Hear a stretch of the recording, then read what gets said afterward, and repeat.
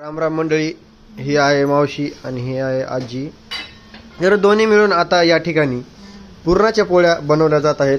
तर कशा प्रकारे बघू शकता पुरणाच्या पोळ्या. आणि इकडे आमटी गुळवणी तिकडे आणि इकडे आमटी चालू आहे.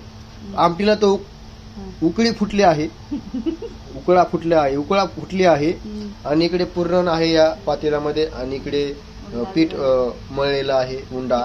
आणि तिकडे भात पण झालेला आहे. आणि ही बघू शकता आपली आजी जी आहे ना, आता पोळ्या पुरणाच्या पोळ्या लागते. आणि पोळी बघा, अक्षरशः पोळी किती फुगली बघू शकता. एक नंबर पोळी फुगलेली आहे. आणि ती फुगली हवा निघून गेली, एक नंबर. आणि ही आहे मावशी आपली. आणि मावशी काय करते बघू शकता तुम्ही. मावशी पुरणाची पोळी जी आहे ती हे करत आहे, फक्त तव्यावरती खाली पलटी आलटी उलटी ते करत आहेत. आणि आजी एक नंबर अशी पोळी बनवते आजी, बघू शकता.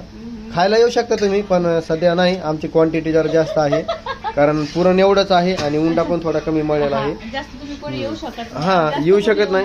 कारण एक ऑलरेडी एक नंदा मावशी म्हणून आमची मावशी आहे, तिचा फोन आला होता आताच. ती बोलली होती मी पण येते, पण तिलाच आम्ही मना केलेलं आहे, तिला सांगलेलं आहे. कारण आमचे पूर्ण नाही, कारण तेवढं आम्ही बनवलेलं नाहीये सध्या. हा, तर अशा प्रकारे आपल्या घरी आज प्रोग्राम चालू आहे. हा, आणि डायरेक्ट तुपामध्ये पोळी हे करायला चालू आहे. या तूप आहे, हे तुपामधल्या पुरणपोळ्या बनवायला चालू आहे. एक नंबर स्वादिष्ट, वासच खूप छान येत आहे. असं वाटत आहे आता अशीच खावं, पण नाही, सर्वांसोबत खायची मजाच वेगळी असते. तर हा, अशा प्रकारे आता चालू आहे आमचा कार्यक्रम. मस्त आता संध्याकाळी जेवण वगैरे असणार आमचं, डिनर एक नंबर मध्ये. कारण मामा पण आलेले आहेत, बघू शकता इकडे मामा पण आले आहेत, सर्व लोक आलेले आहेत. त्यामुळे आज पुरणपोळीचा आणि असा आज प्रोग्राम बनवलेला आहे.